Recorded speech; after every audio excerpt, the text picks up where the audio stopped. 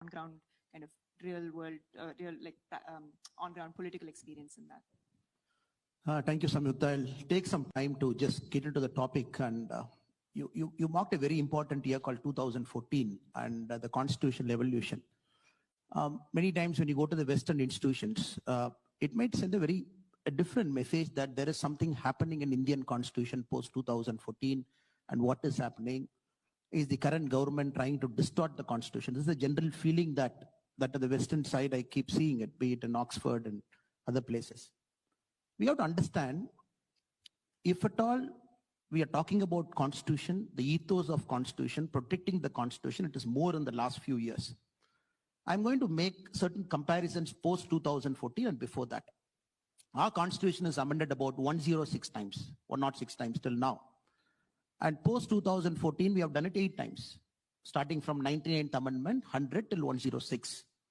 If somebody is carefully studying what are those last 8 amendments post 2014 we have done. We did an amendment, the first amendment we did after 2014 is to exchange certain territories with Bangladesh because we are in agreement. We took some land from them, we have to give a land. Then we brought GST. We extended the reservation in the country for another 10 years, that is one amendment. We gave 1/3 reservation to our mothers and sisters, one amendment. We empowered the state governments to decide who should be the OBCs of our country. That is one amendment.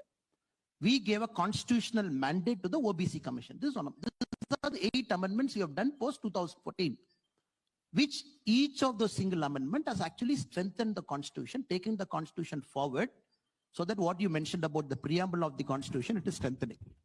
If you go slightly previously, the kind of distortions we have seen, I'm only mentioning a couple of amendments, 24th, 25th, 29th, 39th, 42nd.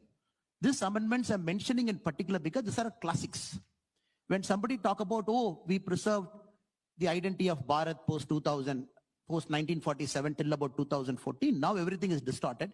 People should just go and read the 39th Amendment, which was simply brought in on a Thursday in the Parliament, August 7, 1975, which is a Thursday in the Lok Sabha.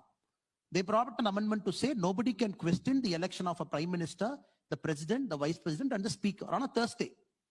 August 8, 1975, which is a Friday, the Lok Sabha passes. August 9, 1975, which is a Saturday, 17 legislative assemblies of our country, suddenly they call for a session in the Legislative Assembly, they endorse it. August 11, 1975, which is a Sunday, the President signs it. Because August 12, 1975, the case against Indira Gandhi ji madam is coming in the Supreme Court. Have you seen this kind of distortion? 42nd Amendment. When we talk about the preamble now, certain insertion of words, the word called secular. Now the problem in our country is there is a syndrome that many of our folks have. It is called the over-secularization syndrome. They want to go overboard to prove they are secular. That is uncalled for, unfair. And they, with the distorted lens, they want to see whatever is happening to say that, oh, secularism is getting distorted.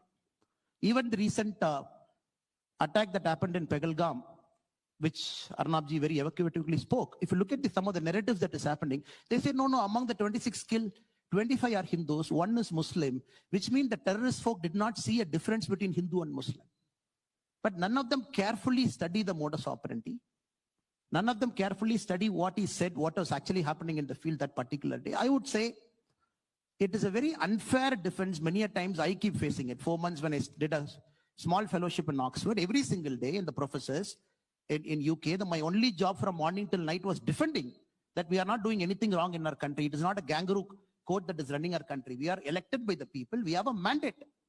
I'm just ending my argument with one more. 2013, the UPA government brought a bill.